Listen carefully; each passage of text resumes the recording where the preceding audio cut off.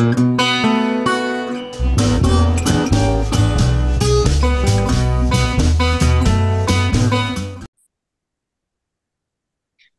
everyone. Welcome to my channel here in Sweden. And I'm very happy to say that I have Colonel Douglas McGregor with me to comment a little bit on this situation in the ongoing conflict in Ukraine and so forth.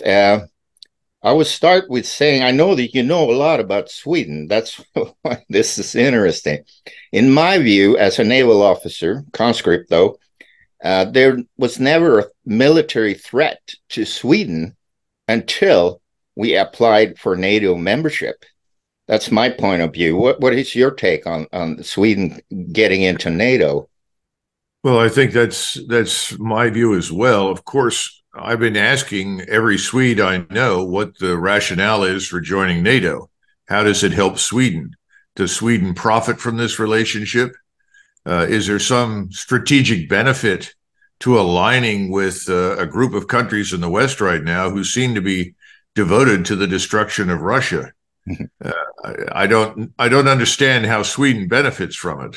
I hope people in Sweden are asking the same questions. Well, the general opinion has sort of turned.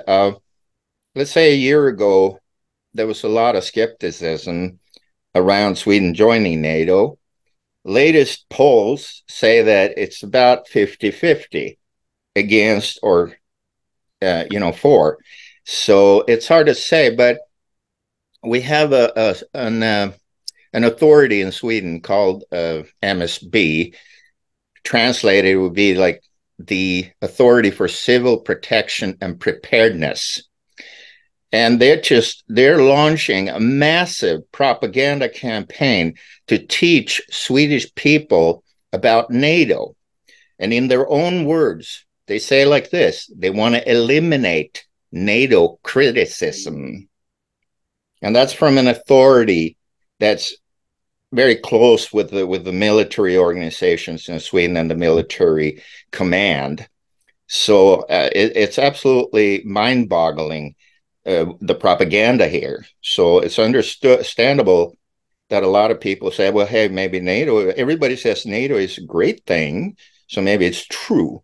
That's sort of the situation here in the opinions. But I had another question. Excuse me.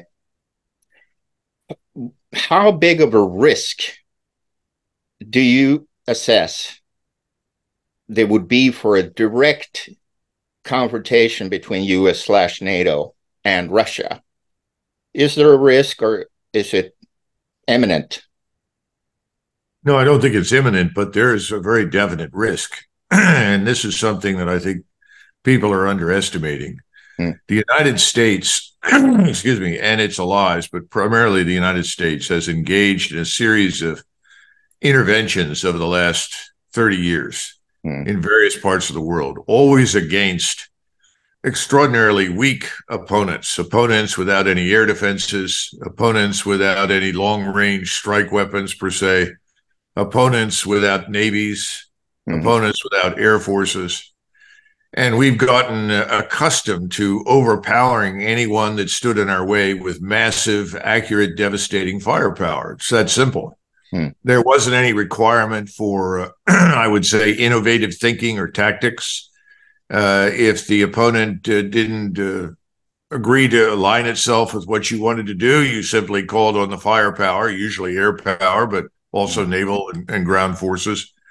And they readily subscribe to it. So I think that's problem number one. We're not dealing with a weak opponent. Now, there was an assumption at the beginning of this conflict that Russia was weak.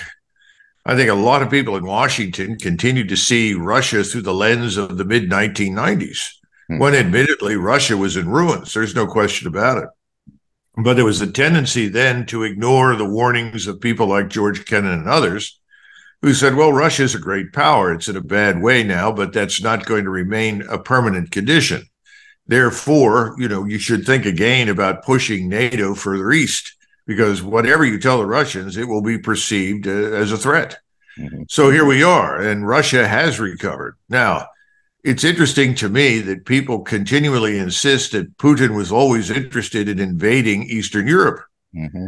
Well, if that was the case, his army at the beginning of this conflict was actually quite small. And if he was truly interested in invading Eastern Europe, you would have thought he'd have maintained an infinitely larger and more ready force. As it turns out, he decided that he did not have the force necessary in order to protect Russia's interests in Ukraine. And so, about 4 or 5 months into the so-called special military operation, he made the decision to mobilize, not nationally, but certainly partially, bringing in hundreds of thousands of reservists as well as volunteers. Well, that's occurred now, and we're looking at a Russian force on the ground in and around Ukraine of about 750,000. And now the plans are to make that force 1.2 million. Because he's decided that no one is willing to negotiate with him. No one will treat Russia's security interest as legitimate, regardless of the arguments. There's no interest in that. Therefore, he has no choice. He's got to expand the military. Well, then the argument is, well, now he wants to invade Eastern Europe, which is a bit ridiculous because he said on many occasions that he knows that the Western Ukrainians absolutely do not want to live inside Russia. He understands that. In fact, he's even made the remark, well, perhaps they'd be happier with the Poles, then walked away laughing because, of course, the relationship between Poles and Ukrainians over the last several hundred years has been a very difficult one. Mm-hmm. But at this point, I think if the Poles and Lithuanians decided to rush into Western Ukraine and establish some sort of security zone where they could then repatriate Ukrainians that are living in their countries that they really don't want, I imagine Putin might well turn a blind eye to it and just say, well, good luck, rather you than us. But he really wants neutrality for whatever remains of this Ukrainian state. Mm-hmm. And we don't know what that's going to look like because we haven't negotiated. We haven't had any discussions or talks publicly. And I have, a lot of reservations about supposedly talks behind the scenes, because the people in the White House continue to make ridiculous demands. Mm-hmm. You're telling Mr. Putin that he effectively has to bow down and beg forgiveness for having ever, violated the sacrosanct boundaries of Ukraine, which have changed over the last 300 years multiple times. And then he's supposed to effectively commit suicide and take himself out of office and turn Russia's resources over to the West. And this brings me to a very key point. I think that there is a minority, a very powerful elite in the West that views Russia on the one hand as a threat because it is a national state. It is rooted in Orthodox Christianity and a Russian ethnic national identity. It has been the plan of the so-called globalist elites, people like Soros and Schwab and others, to effectively erase the identities of the European peoples and to flood them with people from North Africa, the Middle East, and Africa. Mm-hmm. This is something that Putin has resisted, and most Europeans in the East dislike and will not participate in. So I think Soros back in the 90s, along with many of his comrades, decided we've got to destroy Russia. We've got to fight Russia and beat it into submission so that we can do to Russia what is now being done to Germany, France, Britain, Sweden, Denmark, the Netherlands. And having been in and out of Europe for many, many times over my life, and having lived for 10 years in Europe, 8 of which I've spent in and out of Germany, I must tell you that they've had a terrible impact on Europe. Mm-hmm. I don't see anything positive emerging from importing millions of Muslim, Arabs, Africans, and so forth. Mm-hmm. In fact, I see the opposite. I see real conflict emerging because the objective was never for any of these people to assimilate into European society. It was always the objective for them to assimilate Europe. Mm-hmm. And so Mr. Putin will have nothing to do with it and will fight with his dying breath to prevent Russia from going the way of Western Europe. Mm-hmm. It's that simple. And I think that's behind. The second part of it is there's a huge payoff to destroying Russia. You get access to endless sources of minerals, oil, gas, an abundance of food, all the things which many of the people at the top in the West would like to have access to and ultimately to control. All you have to do is look at these wonderful photographs that show Mr. Zelensky sitting in a room with this man, Bank Friedman, who is a crook that belongs in jail that hasn't yet made it to prison. And at the same time, talking on a big video television screen to none other than Larry Fink, the CEO of BlackRock. Yeah. So you start lining all these people up.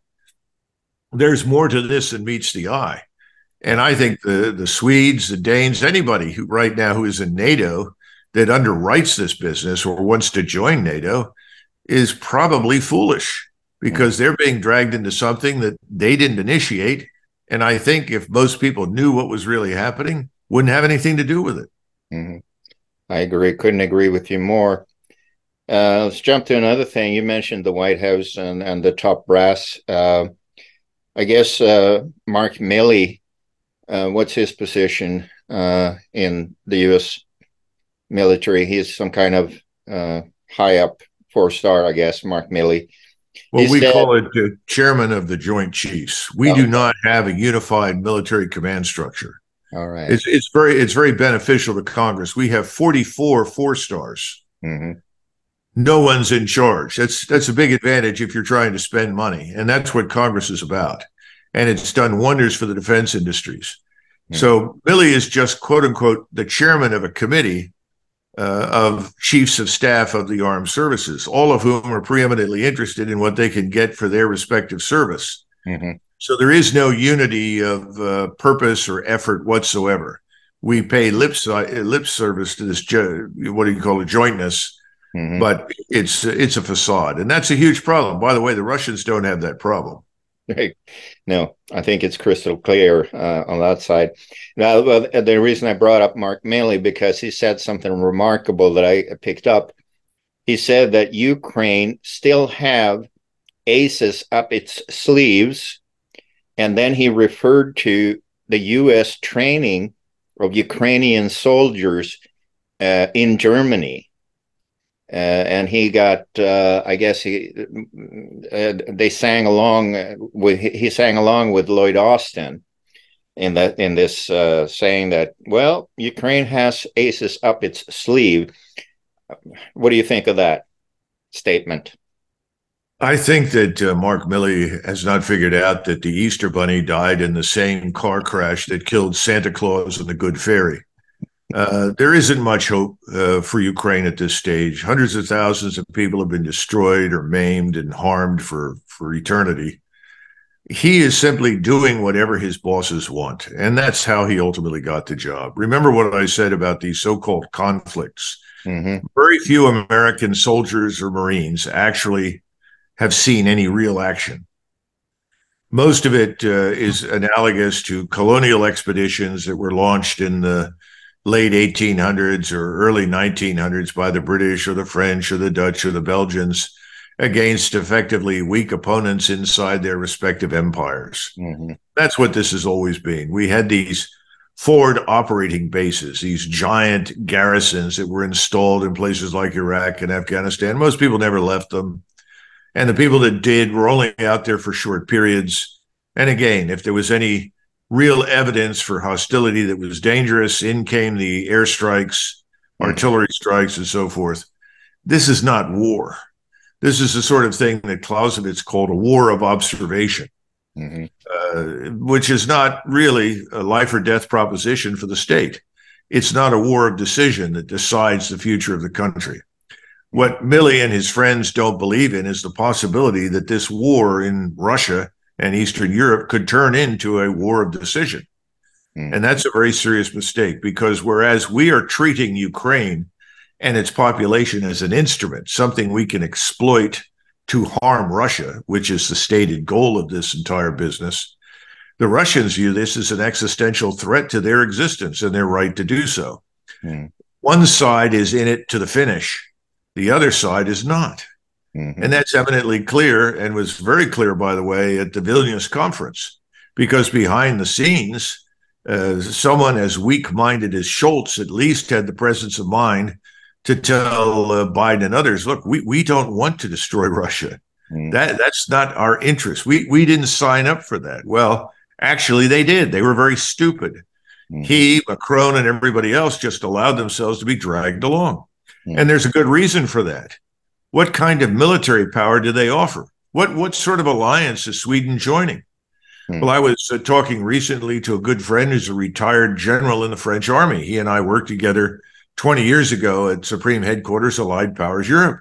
And he said, Douglas, if you take all the tanks that you have in Great Britain, Germany, and France and add them together, and he said, these are the ones that in theory work, we have 600 tanks. He said the same thing's true for artillery. He said these forces are prepared to go on safari in Africa or the Middle East or somewhere else. They're not prepared for a real war.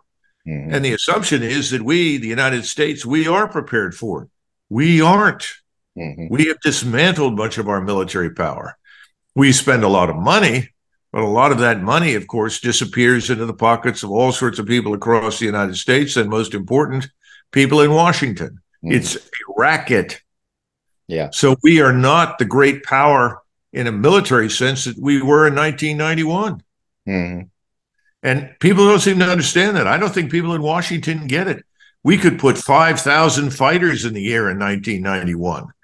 We had over 300,000 ground troops on the ground in Iraq in 1991. That was not the entire force by any stretch of imagination. But could we do something like that today? Of course not. Okay. So what are the Swedes joining? What's the great benefit? I mean, why would the Swedes want to join a crusade against Russia that is weak, unfocused, with no particular tangible, concrete goal in sight?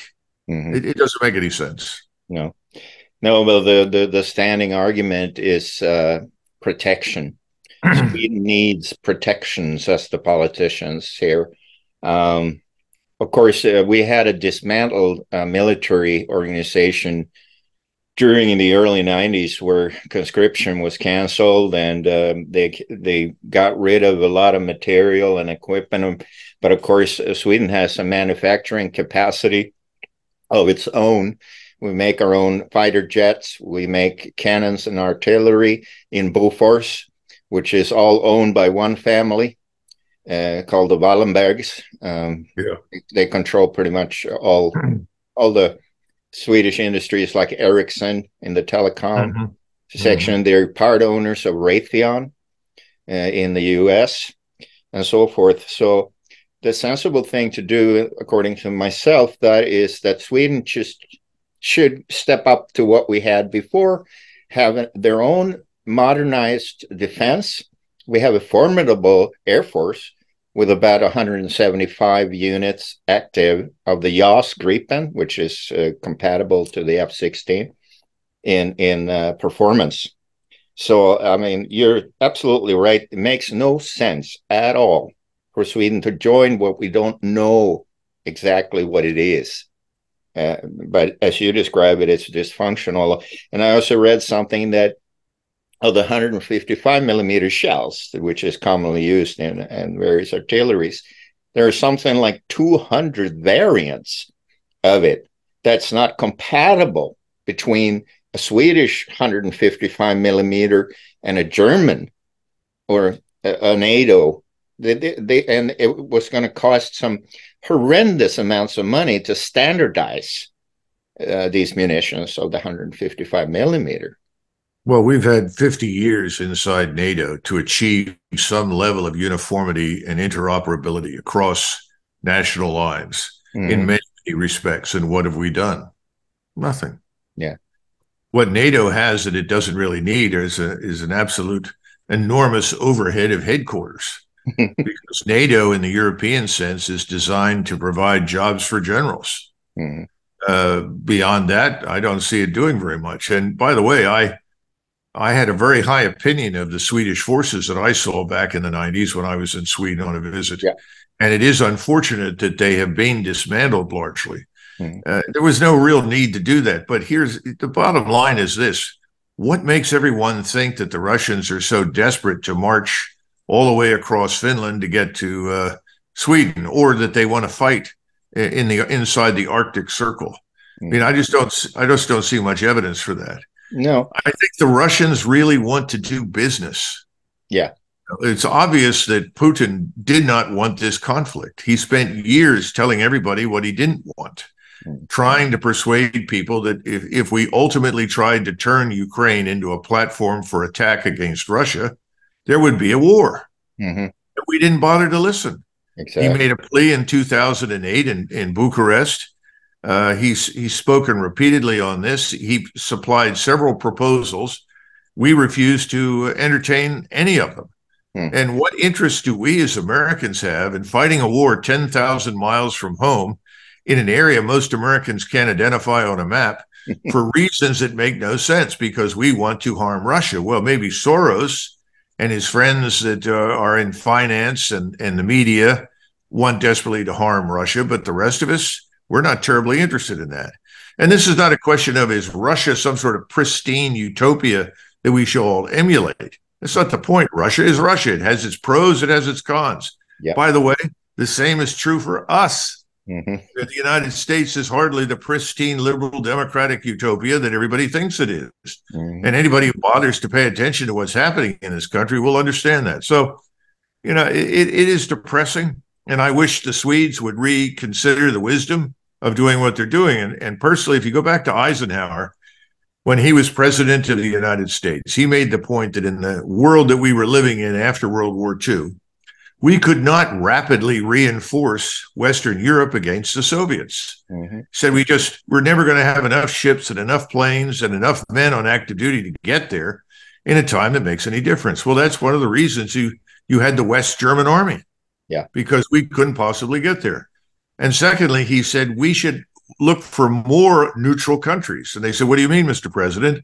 He said, the more countries we can neutralize in Eastern Europe, the Balkans, Northern Europe, the less territory we have to defend because we can't defend all of it. Yes. On a conventional sense, then we were much stronger than we are now, just as we were very strong conventionally in 1991. Yet now we want to expand the size of this alliance at a point in time when we are least able to defend it. There's an expression for this in Britain. It's covenants without swords. Yeah. In other words, making commitments that you can't possibly honor because you don't have the military power to support it. Mm-hmm. So how long before the Russians call your bluff? Yeah, it's interesting. I think you mentioned George Soros. I think in '93 he said something along the lines that NATO needs to expand eastwards, but we will have to use other people's soldiers, meaning like Poles or Ukrainians or, Finland, maybe, I don't know. So that's really cynical. Sweden also, back to it, short, just decided to send another 6 billion krona to Ukraine in forms of weapons and assistance. And that brings a total of, if I translate it into dollars, what Sweden has supplied. They had supplied a Panzer Model 90, a bunch of armor-piercing handheld things, bazookas or whatever you call them. That amounts to right now $2.8 billion. And Sweden has a deficit problem. We have problem with the free healthcare system that actually got reduced to this year with 8 million Swedish krona, 8 billion, sorry. So it's just crazy. And another thing here, I read some news that the United States is going to call up about 3,000 reservists to deploy in Europe. Is that going to make any difference or any sense? No. 3,000 from the reserves, but also another 600 from the individual ready reserve. So what we're doing is we're trying to fill gaps or holes in specialties, especially in logistics, medical operations, and so forth. It's not going to change the picture militarily at all. Yeah. If you called up 300,000, that would make a difference. But then you and I both know that it would take months to train them. Yeah. I mean, we've watched the Russians. They brought up 320,000, and it took them several months to bring them back up to speed, then to assimilate them into organizations to get them ready to fight. I mean, all of these things take time. It doesn't make any sense. But, here's the big lie. If we don't stop the Russians in eastern Ukraine, they're going to march across Europe. Well, it doesn't make a lot of sense. Again, the numbers aren't there. I don't see the intention, never have. I don't see the wherewithal on the Russian side. So that it just is foolish nonsense. I mean, the Russians have privately said, look, we'll get to the Dnieper River. Yeah. And if we want to cross it, we can cross it. But the problem is, if we're going to march all the way to the Polish border, we're going to need some more troops. Yeah. Now, this may not make much difference to Ukrainians, Swedes, but Ukraine is about the size of Texas. Right. Texas is big as hell. Yeah, it's really large. Place. Yeah. And you can go from one end to the other and take days to do it. It's huge. So there's a lot of unreality in the play here, and people, I guess, are easily scared. It's unfortunate. Yeah, well, people are scared for climate change also. Would this proxy war come to an end if the West stops sending money and equipment? What do you think? Would it stop? The Ukrainians will lose. They're losing anyway, but they would lose catastrophically. I think the way to end this is as following. First of all, you want a ceasefire and you want to have talks, but you can't get there unless you agree to three things. First, we've got to acknowledge that whatever state emerges from this disaster is going to be neutral. Yeah. It's astonishing to me that there's so much resistance to that in the West, because when I was at SHAPE in 1998, 99, we said, when somebody said, well, what is Ukraine's role in Europe? And we all laughed and said, to keep the Russian forces, 500 miles to the east. In other words, leave Ukraine alone. It's doing its job. If you leave it alone, it's this big, vast expanse where there are no Russian troops. I mean, this doesn't make any sense. The second part of it is, if you agree to neutrality, then you must immediately suspend the delivery of all aid, and then you've got to get all the NATO personnel inside Ukraine out. Now, if you do those three things, the Russians will sit down and talk to you. Yeah. But keep in mind, when it comes to territorial arrangements, the Russians aren't about to surrender territory they fought hard to gain. So you're going to have to be realistic about what remains of Ukraine. Now, if you do that today, Ukraine will amount to something. But if we don't do anything now, Ukraine will simply shrink and shrink and shrink to the point where there's almost nothing left. It's what people call the Ukrainian rump state. And there's one other thing. When you start talking about joining NATO, we did not bother to point out that too many nations in Eastern Europe have agendas which are ultimately incompatible with the NATO's alliance mission. And what's the mission? The mission, we thought, was to keep peace in Europe, to prevent the outbreak of another war. Yes. It had nothing to do with conquering new territory or expansion. Well, you've got Poles and Lithuanians and Slovaks and Hungarians and Romanians and Latvians and Estonians. Everybody has an agenda. Everybody wants territory that was formerly theirs, whether you go back 50 years, 100 years, 200 years, 300 years. Eastern Europe's a lot like the Balkans. Yeah. What happened in 1650 is just yesterday. Old grudges never go away. Yeah. An appetite for new territory or old territory that was formerly theirs and isn't anymore never stops. So naturally, you have Hungarians living in the Carpathians inside Ukraine, who, by the way, hate it, want nothing to do with it, dislike the Ukrainians intensely. Yeah. So naturally, Mr. Orban says, well, they should be part of Hungary. Yeah. And Mr. Putin has said, sure, we agree. It's not a problem. Well, at some point, as this war is painfully lost, we're going to see Poles and Lithuanians and Hungarians and others that are all going to come to the table with their knives and forks, ready to dine on whatever is out there. Yeah. This is something which we, especially Americans, know nothing about. Right. We can't fix this. We can't referee it and manage it.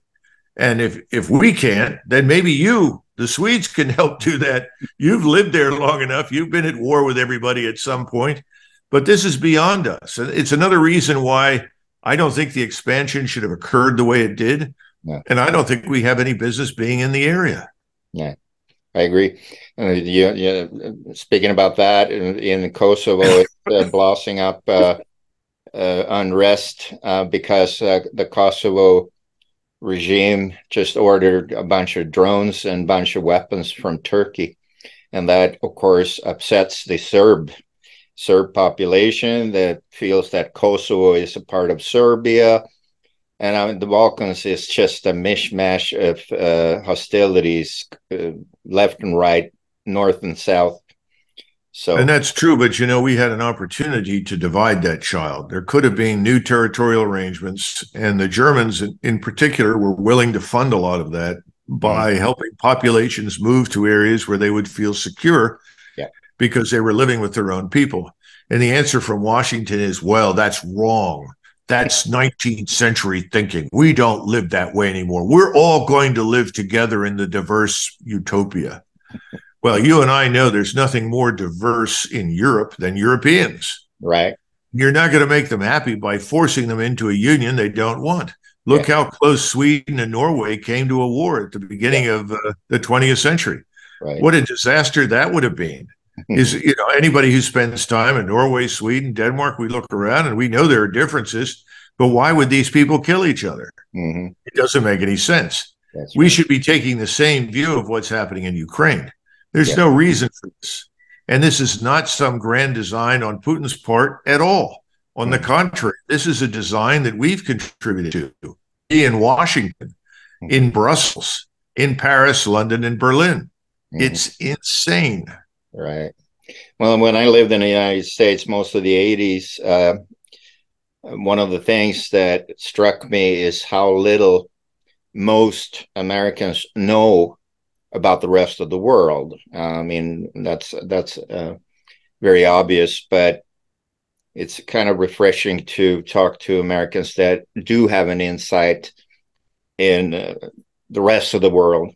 I mean, there's a reason they call the baseball league in the United States the World Series. All right. I don't know if you have Abraham Lincoln used to say in Washington, advancement in politics, so there's no bar to ignorance. In other words, there's nothing to prevent you from being elected and wielding power in Washington, regardless of how ignorant you are. Today, I think we suffer from an excess of both ignorance and arrogance.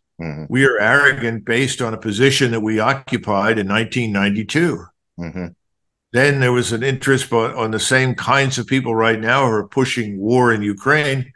People in 1992 decided, well, the world is our oyster. We can do with it what we want. And then we can refashion it to suit us. This was a catastrophe. The United States had an opportunity to say, good luck. We'll be there if you need us. We'll support you. But ultimately, Europe is European. We're going home. I felt very strongly that we should do that at the time. And everybody said, oh, no, that would be a disaster. The Europeans will immediately fight with each other. And I said, well, there's always a possibility, but I think it's unlikely. And what we should do is get out of the way. I felt strongly we should have a European as the four-star who commands the NATO alliance. We just needed to step back. That didn't mean we needed to leave the alliance. We could stay in it, but let the Europeans call the tune. Let them drive this train. We were unwilling to do that.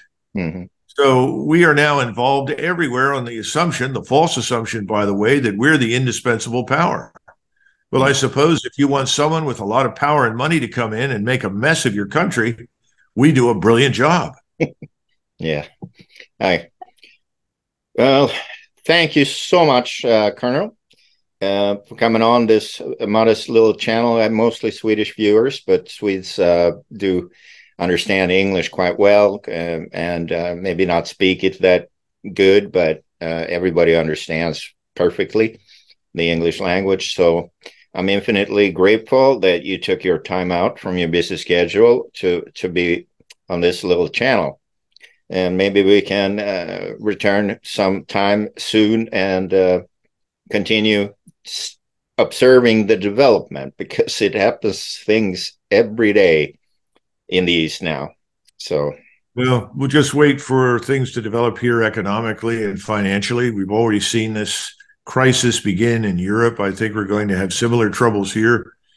And whenever we have these serious internal financial and economic difficulties or societal problems, Americans always do the same thing. We turn inward completely and suddenly realize that whatever happens beyond our borders really doesn't make much difference to us. right.